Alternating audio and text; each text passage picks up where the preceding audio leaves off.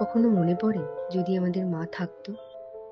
একটা জায়গা বানাই, একটা ঘর যেখানে মায়েরা থাকবে, যাদের ছেলেমেয়েরা তাদের দেখে না, আর আমাদের মতো মেয়েরা সেখানে আশ্রয় পাবে, মা পাবে। নাম হবে মায়ের ঘর।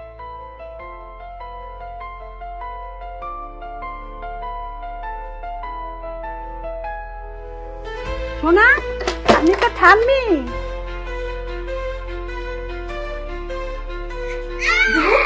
ভালোই লাগে না কি? আমি একটা বৃদ্ধাশ্রম দেখেছি, তোমাকে ওখানেই আমি দিয়ে আসি। বৃদ্ধাশ্রম?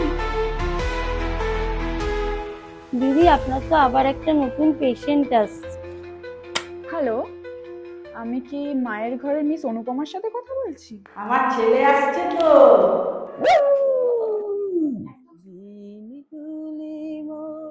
সোনার খাঁচা রইল না, রইল না সেই যে আমার নানা রঙের দিন। এই এত রাতে কে ফোন করছে মেসেঞ্জারে? সুকন্যা বলে। আচ্ছা, আপনার হাজবেন্ড আসবে তো? বাবা আসছে সোনা, বাবা আসছে। ওনার শারীরিক তো কোনো প্রবলেম নেই, ওনার যত প্রবলেম মানসিক প্রবলেম। অনুরাধা, বাকি দুজন কোথায়? ফোন করে মায়েদেরকে দেখাস, ঠিক আছে?